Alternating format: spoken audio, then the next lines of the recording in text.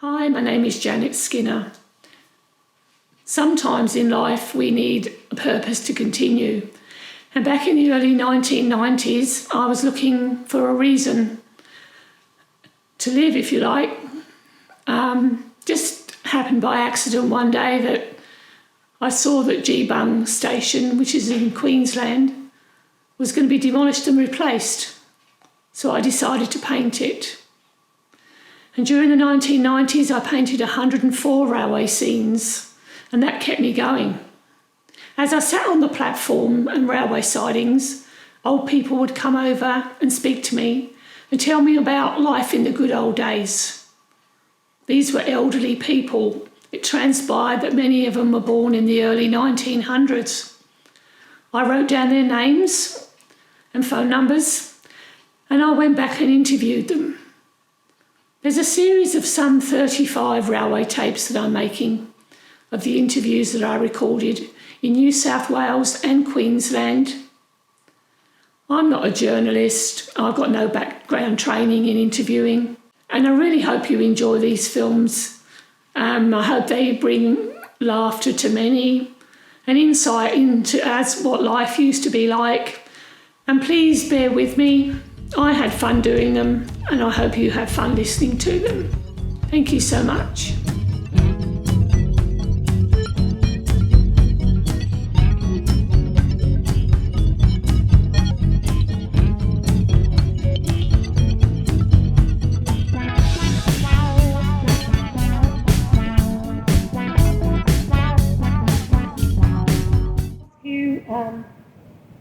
How it all formed. It actually goes back to the beginning that there. It's about 1979, around that time. Society was going to build a museum meeting room at Normanby. Right. And they teed it up, they'd done a model and done drawings. And we only had a very limited display area there for rolling stock. The society already had rolling stock. Now I wasn't on the council then, but I was a member, so I read all the details. And the manager of the then Beanley Rum Distillery made an offer that we could store some of our surplus rolling stock down there. Now Andrew West and John Solomon, now I don't know who was president at the time, either one, and they went down with a group of some other councillors to look at Beanley. And the rum distillery is a fair way from Beanley Station. And as they were walking along the track, Andrew West and John Solomon both looked at each other and they said, "You thinking what I think? This would be a great place for an operating railway." So the plan was and they went ahead to a regional extent, to build a reserve railway at Beanley, between the Beanley railway station and the rum distillery. But when they came to get a lease on the railway land, Jim Golston, who's a life member of the society now, was Commissioner of Railways. And he couldn't offer them a firm lease because the Gold Coast Railway was being mooted back then. So they started for a search of another location. I think it was about 82 they decided they'd have the old Marburg branch. Well, they'd try and get that. Now, the proposal went in 82 and it was finally okayed by the membership in 84. 84. It was sort of the only really practical one left. It was disused. By that stage, the Marburg Rosewood Railway Bridge had collapsed during the 74 floods, so the section from Commander to Kankara was isolated. The railways were still using Perry's Knob at that stage, and they used that until about 93 to haul coal. So eventually they signed a lease agreement, and I think the first work day was like the 30th of November 1984. I wasn't there, I was doing my master's degree at that stage, and I was busy. You can check all the dates in the book anyway. Yeah, now look, that story I've just told you is in that Sunshine Express, that it's detailed in there. But I think it was about that, and there was about 50 volunteers, I think, turned up the first day, and there's photos in here, put in the first railway sleeper. So the track wasn't already laid then? The track was there, right? But The track was there, but there was lantana everywhere. At the top end, there was a dam right across the two lines of the loop, because the farm had put a dam in there. So that had to go. There was grass, lantana, there was trees. There was some of it had washed away. That was the first work day there. That's Ken Biggs, Andrew West, and that's Marshall. I don't know. Jim Marshall's his father. I can't remember the son's name. I know him by sight, and I've spoken to him quite a bit. Ken Biggs, yeah. It might actually be. Not sure. No, I left them out. Once again, they're in that Sunshine Express. So they started then, and it took them 4 years to get, and they weren't replacing every sleeper. They were doing 1 and 4 initially, because that would get it up to a standard. So by November '88, ran their first running day. The first open day it was, and they used DL3, which we got from the railways. Yeah, motor. No, it's a diesel mechanical. Oh, yes. No, 60. No, sorry, a 260. Yeah. 260. Is that the blue one you got there now, is it? No, it's, hang on, I've got a photo of it in here. There it is. There it is there, that one there. Oh, right. I actually used to use this thing called the Beast, but it's pretty limited haulage power. Yeah. But the first time, I went up there in '87 on the work day, and we were shoveling, or one of those days, we were shoveling dirt into a wagon that was being hauled by this, but it had pretty poor brakes. Yeah. Interestingly, a fellow who's going to work on that, do it up, and they'll probably put a compressor on it so they'll have brakes. Yeah. Has been talked about as being a workshop shunter, but we'll see. But this will probably end up What do you being call the one that you've just been talking about? It's called the Beast. It's what would that have been used for originally? That came from Foot Sawmill in Ipswich. Yeah. FOOTES, apparently it's spelled. And it used to shunt stuff there. Yeah. And that was diesel, wasn't it? No, it's a 6-cylinder petrol, international petrol engine, yeah. Did they have to alter the gauge, or was it the same? No, it was built like that. It was built on an old wagon frame, as you can see, and it's chain driven somehow or other. Oh. It just sits up there at the moment. DL3 was the first real locomotive. Oh. That was built in 1960. And that's diesel. It's a diesel. It's a 6-cylinder Gardner diesel. So where did you, the painting that I've done of Rosewood, the steam loco, it's 738, is it? Yes, yeah. Is that, what is it, a PB? PB15 now, yeah. The passenger B15. That's what the P stands for. I think they built the first B15 about 1889 or 1890.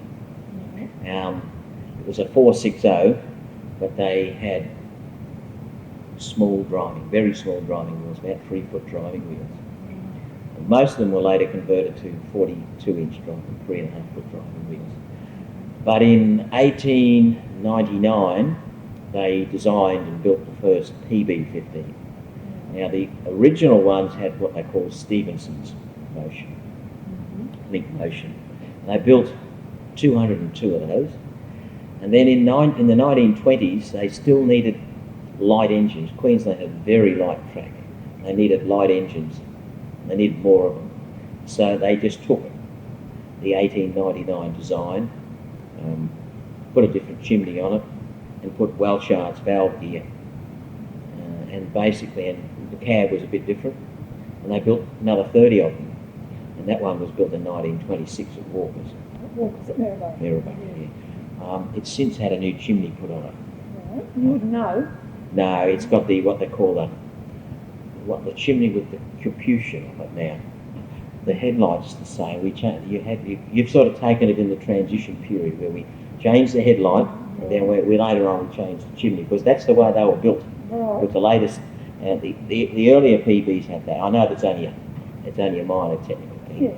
And when they were first built, the turbo generator was down near the whistle, but they later shifted them up there. And the Westinghouse pump, yeah? Yeah, they always had Westinghouse brakes. They had ash ejector chutes from the smoke box. They were built with those. Air-operated ash pan doors. It's very interesting. Like I saw ABC's advertising some British steam videos. There's one piece of footage there with a guy shoveling out the smoke box. Now, Queensland had ash ejecting smoke boxes 1910 or So something. the ash comes out automatically. Yeah, what you do, you've got a little valve on the other side and it just uses steam and it just blows the ash out of a pipe. Just that pipe there, and it just blows it out, so you don't have to clean, you don't have to get in there with a shovel. So is this a pipe here, is Yeah, it? just there, right near behind the toolbox. Yeah. So, and of course they got rocking bars, so that when the ash falls out, it falls straight out onto the track, in between the track there. At least that came from the Americans. Because interestingly, Queensland engine design is a hybrid between the British and US practice. And like the sandbox and the safety valve dome, Yes. Baldwin style, because they had to import a lot of Baldwin engines originally. So I think in one international book I saw they refer to it as quaint Queensland. Quaint Queens. What does the K stand for, Greg? Well, that's put on there, that's Kankala. That's its depot. Right. Now I painted that on there. Mm-hmm. Now traditionally Queensland engines had a depot on that as you look at them, the left-hand side on the front. But on the driver's side, the B was for Brisbane or Bowen, Oh. T was for Toowoomba or Townsville, Oh. and they had M for Mackay and R for Rockhampton. Oh. That was a depot thing. Sometimes on the back of the tenders they had the engine number, then they might have SED, which was South Eastern Division, and then some of them had SWD, which was South Western Division, and then they'd have a T for Toowoomba. They did allocate engines to various divisions in those, but as its depot now is Kankala, put a K on the front. And where did this particular loco originally work? Well, I know after the war, or during the war and after the war, it was at the Woolloongabba yards, because my father was a fireman for Gabba during the war, and then he later joined the railways again in 1952.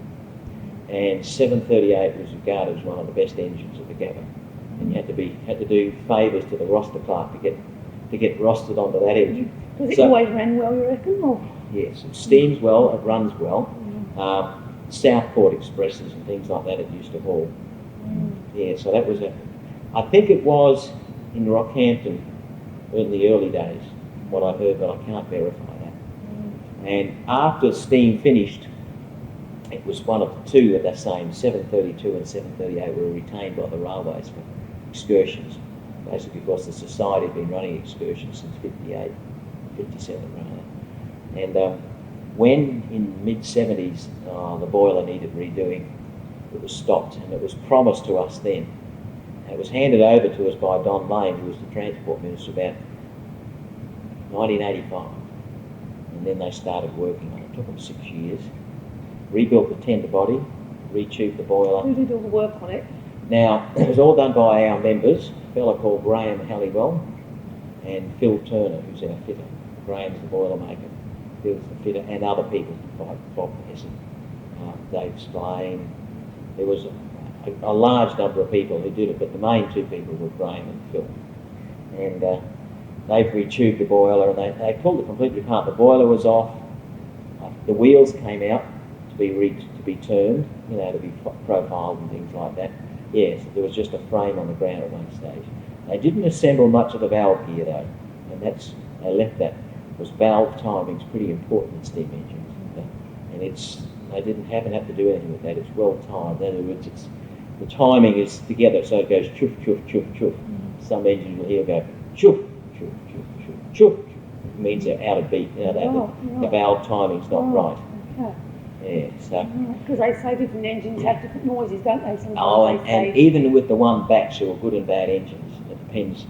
Like the last engine Walker's built was 1089, and I reckon it was a terrible engine. Is that gone now? It was in the Red Bank Museum. It's now stored. It's a BB 18 and a quarter class. But it apparently was not a terribly good engine. Some were good and some were bad. There's 1079 as well, isn't there? 1079 that's the BB 18 quarter. That's up at Ipswich in bits. Yeah. Supposedly being overhauled. Yeah, I actually went to the workshops a few months ago, and I've already done a painting of that particular loco. And when I got there, they said, "Oh, we've got the BB 18 quarter, 1079 in pieces." Couldn't believe it. There was all these storage racks, and all the different parts of the loco was on the racks, and the tender was upside down and everything. And I thought, how are we going to put it back together again? Yeah. They will, I'm sure. Oh, yeah, they will. A friend of mine refers to them like as a three-dimensional jigsaw puzzle. Now, where do all your carriages come from? Obviously, they're Queensland. Yes. I mean, have they got any sort of, are they just ordinary basic carriages, or are they in... We're currently running got six carriages available for traffic, and only 2 of them have anything in common with each other. If I go, those 2, sorry, none of them do, but we do. If I start, we've got 275, which was built in the 1880s. Then it was converted to a dining car, and it had one end veranda end done in. It's got a wooden underframe is made out of timber. Now what happened was they pulled the body off the underframe or the sole bar, and it was cracked. Part of the sole bar was cracked. They managed to source some old seasoned iron bark, and they replaced some of it. Half of it was replaced. So then the body was put back on it, and that took Murray Cecil, who only died in May, and Fred Hemsley a couple of years on that carriage.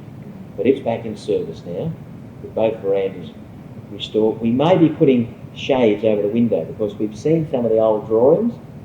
Yes. Originally these carriages had lantern roofs because they had gas lights in them. And then they rebuilt them into just the normal curve or elliptical roof or whatever they call it now. But so that's 275. Which one is this in the photo? That's 580. Now that's called a Davidson band. Okay. Let's make it clear on the table. The carriage we're going to talk about now is one in the foreground in the painting. Okay, so it's 580, is it? 580. Now that probably got about 1910 around that time. Now named after Commissioner Davidson, who was the commissioner at the time. It's been modified a bit, but the guards compartment's in the middle. First class is one end, and the second class is the other end. And each end had a toilet. Now, I think in our carriage, the first class end has been shortened because they've enlarged the guards. It has a steel underframe, but a wooden superstructure. Unfortunately, the veranda this end has got a droop on it, so we're going to have to take it out of service eventually and jack it up, undo these stanchions here, and jack it up, and then weld plates underneath it to bring it back up steady. And what sort of wood is it made out of?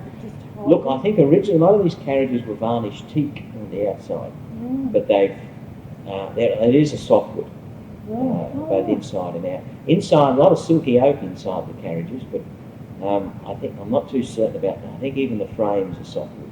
And where would the carriage have been built? Oh, Ipswich. That particular one? That one was built in Ipswich, yeah, I'd say. Not all of them have been built in Ipswich. Right. Well, I've interviewed a gentleman, I've forgotten his name now, but who actually did all the upholstery in about 1912 in Ipswich. I think we've finished talking about this carriage. That carriage there, yeah. Now look, there's another one called 828. Can we just talk about the one in the background here in the painting? Yeah, the sales car.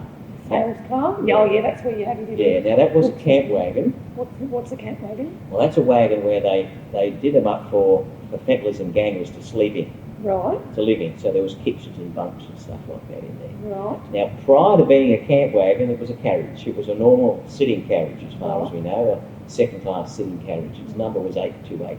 It still is 828, is it? Yeah, we've turned it back to 828. It was camp wagon 70-something or other. I've forgotten now. Right.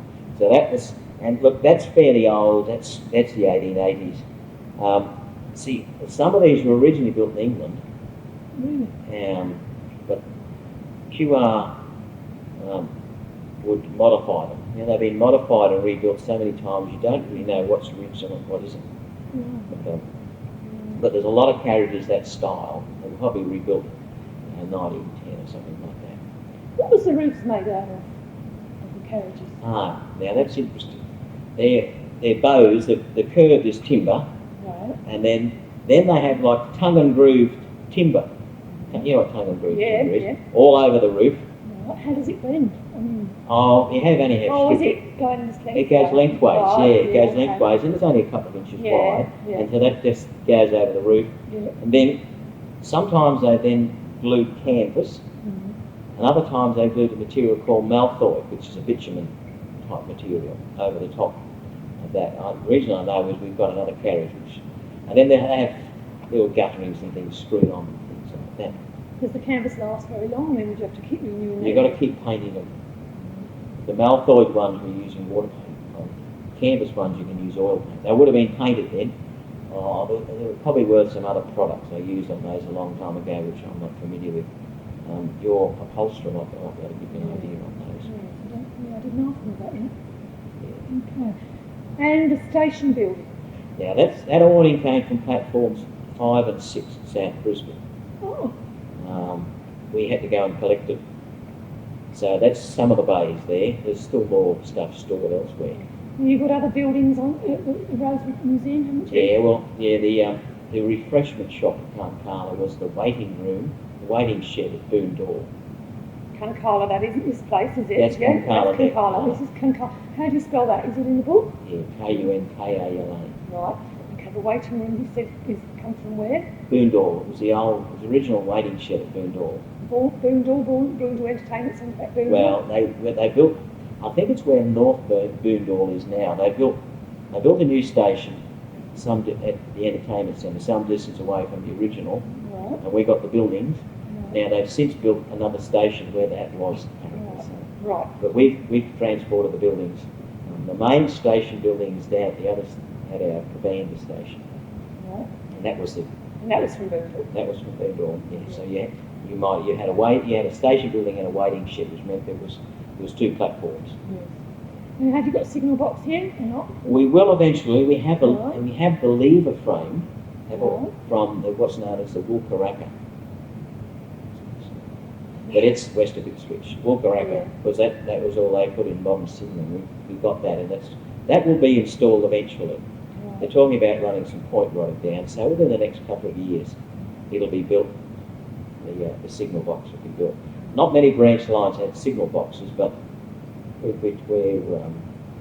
using a bit of license here because it's a recreation of the old times. Yeah, sure. So do you have to work the points manually, do you? We have, the ones down this end are just throwovers, they're easy. We have three turnouts or points that are interlocked, and we have a lever frame with 6 levers on it, so it's like a mini signal box. Out in the open, no. Open the out and down the other end of the yard, at this stage. That will all go into a cabin eventually. All the platforms raised and everything, did you? Well, see, there was only, they're the only 2 original tracks there. There was just a main line and a loop, and we built other ones. That's been built, now that's got to come up higher eventually. It's too low at the moment. Was that actually there? No. All that was there was a name board saying Kankala. That was all that was there. Yeah. Because it was a coal line in the later days, and all it was is they'd haul coal from Marburg way, from Baru or Talagalla, and they'd put wagons there. They'd go back for some more, because from Kankala to Rosewood's downhill. So they could bring trains and bits and pieces, assemble them in the yard in the Kankala there, and then just take the whole train back down to Rosewood. And I suppose people come from all over to your museum, do they? Yeah, we actually did a survey last Sunday. Asked people where the postcode was. Majority, there was, I can't remember the numbers, it was about 70, say, all up. It was just ticket buyers, so there would have been other people, but about 12 from the north side, 10 from the north side, 12 from the western suburbs, I think about 18 from the southern suburbs of Brisbane, about 15 from the Ipswich region, a few from Toowoomba, there was a few people from the Maryborough region, and 2 people from interstate. So that was just a rough idea, but we're going to try and do that quite frequently now to keep them. Ipswich City Council wants us to do it because they want to start promoting Ipswich as a tourist destination. We had a meeting with them last week. And so, they're going to help you with this signage, I hope. Well, and promotion, that's what we want from them. We want, because we've really got to get more bums on seats. Very difficult to find. Yeah, well now, we do put signs out on running days, but illegally. Don't worry, on the tape. But you could do with some more signs. Yeah. Now, just in this other photo up here. Yeah. This is a nice photo, isn't it? I think that I haven't seen one from that angle before. Yeah, I know. It was a toss. Actually, I could well be doing a painting of this. Yeah, because it was a toss-up between this view, actually with the loco further up, or this one. And I spent, 2 days actually thinking about it. And I decided that this with this awning here and people, it would reflect it as more as a museum, which I wanted, you know, that it was a place rather than this is very similar to a lot of other, you know. Yeah. But this actually said that it was like a museum, and we got that. But this I thought was a wonderful. Yeah, I never thought of taking one from that angle before. I must do one for myself. Now that's leaving our other station at Cabanda. Right. Now this is they call it gravitation siding. Right. In the old days, that would have held the full coal hoppers. Right. Right. Because further up, we've altered it here. There was a place where they loaded coal, so the empties would have been put up there. They filled them, they roll them down here, and the engine would have come and pulled them out of there and fiddled around. Why has this all got bars on it and one behind it? Now that's a pig wagon, an MG wagon. Okay. So that was a pig wagon, and the G stand for what they call Grosvenor bogies. Like it's a four-wheel one, but the bogies, the axles can steer a bit, so it was helping when they had long wagons on board. The one in the foreground's an S wagon that's for carrying timber. We had a lot of steel on the rail, and that's gone off now. Can we just talk a little bit about the diesel? I know you don't particularly. When I was there, people didn't really like the fact that it was, or your members didn't like Some the of them fact didn't like that it was being used or something for the first run or something. Yeah. But anyway, But it's, it is part of it, isn't it? That's right. It And is part of it. the diesel preservation group, you know, we pushed it. And if I do this painting, I will put that in there. Now that's number 1179. Yes. You probably can't see it on the Yes, photo. I can. Yeah. Right. Built by Walkers in about 1958. Right. Has General Electric from the US motor and Australian Electrical Industries electrical gear in it. It's a 6-cylinder Cooper Bessemer diesel engine. About 625 horsepower. It's the first 60 tonne in Queensland means light line diesel. It's got an A1A wheel arrangement, so only 4 of the 6 axles are driven. And it's very unusual in that it's got an articulated joint between the bogies, so all the stresses are taken on the bogies, whereas in modern diesels they're taken through the frame. And where did that normally work? Around Brisbane? Initially they worked out to Charlotte perhaps, but most of their time was spent in the Northern Division, Townsville, Cairns, Mount Isa. In fact, they ran to Mount Isa in the early days before they upgraded the Mount Isa line. The 1170 class, as they know them now, they originally were known as the 1500 class, but they were renumbered in the 60s. But most of their lives were in the Northern Division, so we rarely saw them in Brisbane. But now they're, of course, out of service, and we bought that one in 1992. It was delivered. I'll do a painting of that. I'm taking the exhibition to England in '99. This will be one of them. Along with this one too. The paintings I'm working on at the moment, none of them are for sale at the moment. Oh, right. Including the Rosewood one, the whole lot, because the work is coming along, improving, and you know, like you're getting better at doing engines. Yeah, and I like the work that I'm going to take to England. I don't want the good ones I'm not having for sale because I obviously want good stuff to take there. Yeah. And of course, you know, I'm learning too. I mean, it's not an easy subject. No, they're difficult. Because if you get them wrong, they can pick it straight away, which is a bit unfortunate. Now, you also had some rail motors, I noticed. Yeah. Tell me about Well, there's 3 actually on that part of the railway. So the oldest is Red Fred, RM55. Built about 1929 or 1930 as a AEC petrol engine, 45 horsepower AEC. The AEC is still on the radiator. AEC, Associated Equipment Company, it's called, English. A lot of London buses were built with AEC chassis and things like that. Now, in the mid-30s, they built about nearly 30 of these styles. Built in England? No, they built in Ipswich shops, Ipswich Railway Workshops. In the 30s, they enclosed the windows on some of them. They used to just have canvas blinds, but they put sliding windows in them. And they put 50 horsepower 4-cylinder Gardner diesel engines in them. Now, as far as you know, Redford and its trail spent most of its time in Townsville. It only came down to Brisbane in the 70s, and then the Society acquired it then.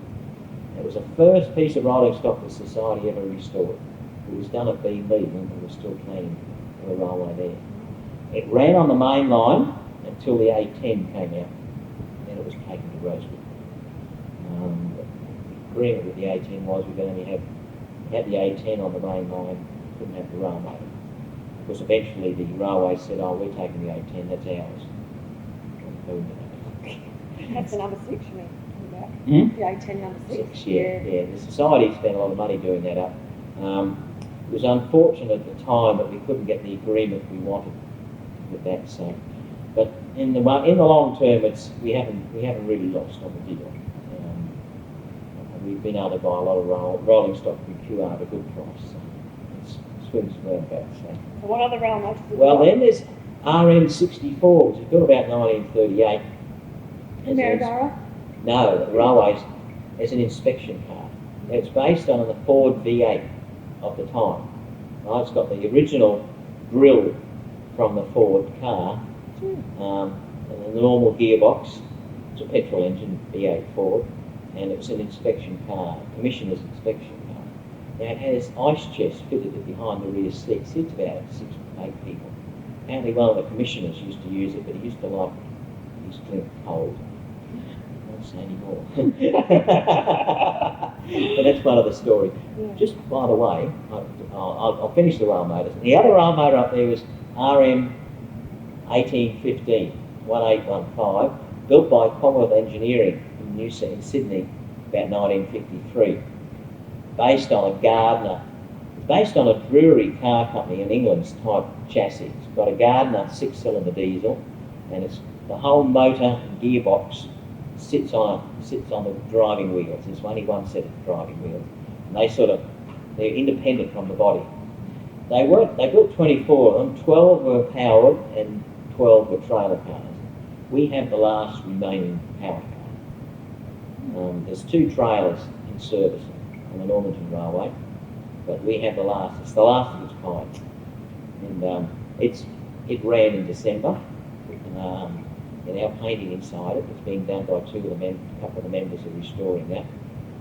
The engine needs a bit of attention. It blows an awful lot of blue smoke when it starts up. And we're going to put controls on the other end so we can drive it from both ends. Wow. But it's a unique vehicle by any shape. Now I'll just go back talking about Pancala. Yeah. In the days when I used to shunt there, of course, trains always had guards vans. And when you come up from Cavan or Rosewood, you come up the hill and then you go through a cutting. And then from that point on, the track is downhill all the way to Marburg. And there's no rail up there. But one day, I don't know, in the 50s or something, they were trying to couple onto a guards van. And they hit it a bit hard. And it started to roll. And they chased that back towards, and it rolled all the way to Marburg. They couldn't catch it, they couldn't throw the coupling on it. And it went all the way through, be quite a number of miles, through Talagalla, Baru and Malabar, smashed the road gates across the road, smashed through the road crossing gates and Marburg into the stop. So it's from that way you've got to be very careful when you're shunting up there because things will roll. And they'll roll all the way. They can't roll all the way to Marburg because the track doesn't go there, but they can roll away on you. Yeah. But that actually is a happening. Somebody has a photograph of the actual guards van somewhere, I don't know. It may be in the 30s, but I don't know what the date was. Did it come to a quiet halt, did it? Or did you say it came to a quiet halt? Or? Oh, it smashed through gates. Smashed through gates. Because the railway line, if you go through Marburg on the way to Rosewood, you cross a bridge, and then you go up, travel west, and then you've got a sharp turn left. Well, where that sharp turn left is where the railway line crossed that road, and there were probably gates protecting the road there. And of course, it's a reasonable, one in 90 in the yard there, but it might get steeper. Another section, and it probably gained a reasonable amount of speed at the time it went to Marburg. So that's one of the stories of the area. Okay, that was the rail motors. And how many? Do you have a lot of volunteers working there? Do you have a lot of volunteers working there? On work days, we'll have 10 to a dozen probably. We're now getting people doing community service who come up, and sometimes we have 5 or 6 of those people. So they were cutting lantana last Sunday, but they often come and they're doing the track work, lifting sleepers, packing ballast. That's help. Yes, well, it's been a big help, yeah.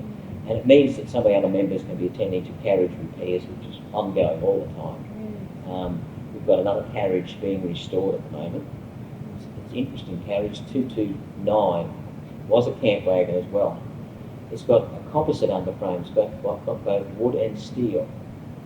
And it was probably built in the 1860s. A lot of things were built in England and brought out here and never assembled until the 1880s. We suspect it might be two carriages joined together, we don't know. We're sheathing it in plain pine because a lot of the early carriages didn't have match boarding, they just had plain sheeting on them. So we're sort of going part way back, but it's not easy to take things back to the original, which is what restoration means. And I think what we're really doing a reconstruction. I think there's another word for it under the borough charter that they define, but our restoration is taking it back to the original. So we probably don't do a lot of restoration in the strict sense of the word. And how often do you have running days then? Once. Last Sunday of every month it was at the moment.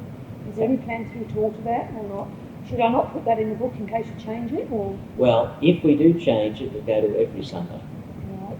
Well, so if we say it's one weeks, Sunday a month at the moment, it's the last Sunday of every month. Last Sunday of every month, and hopefully hope to extend that in the not too distant future. Ipswich City Council and Tourism would like us to go every Sunday, but that's not practical. Yeah, and also your volunteers. That's right, we've got to get staff and you have to do all your maintenance work on a Saturday. And I don't think we should do that until we've got a bit better marketing, until we can actually be sure. We're getting people coming up, like the museum's open every Sunday, and for $2 they can look around. But we might get 10 people some days, because people want a comfortable train ride. Okay, Greg, anything else you can think of that I haven't asked you? I didn't get through all the carriages, but basically they range through, there's a couple of carriages one carriage in service was built for the original Cairns-Mulgrave tramway in about 1909. They had three built, they used to use converted wagons. So they had three built, and then the railways took it over. Now they were built by, I think it was Negus, I'm not certain, I don't know whether they were in Brisbane or not. Now we've got 828, now 830 is, I might say, a sister car. It hasn't been refurbished yet. They're fairly similar carriages. They've got wooden underframes. There's also what's called a Southport car. The official name was a light excursion car or relief car, wooden underframe, built in the 1920s with a wooden underframe. Supposedly seats 64 people. You have to be very thin people. They're very uncomfortable. And the other car is what's called a Sydney Mail car, built about 1909. From New South Wales? No, built in Brisbane, but those days to go to Sydney you went to Wallangarra. That's right. And it was called the Sydney Mail, that train. This was a second-class sitting car, compartment sitting, 6-door compartment, 8 compartments. It's a fairly heavy car, but it's basically an original form to it. And there's another guards van which was built in the 1950s, and another one. We have the second last wooden carriage built by Queensland Rail, built in 1962, would you believe? Guards van. And that's currently being restored at the moment. Have most of this stuff been donated to you, or have you had to buy? Most of it, a lot of stuff now we bought. Like the guards van, the most recent one we bought from Fangool, some sports association had it. Still had bogies on it, fortunately, so we paid. I think it cost us over $3,000.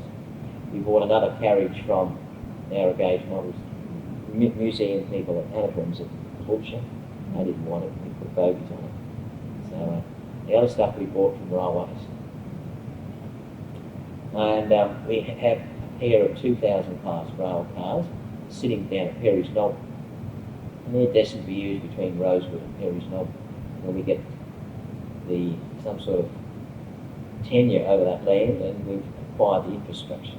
So it's going to take, bureaucracy is very, very penetrable on these issues. It's going to take months, if not years, to get this done.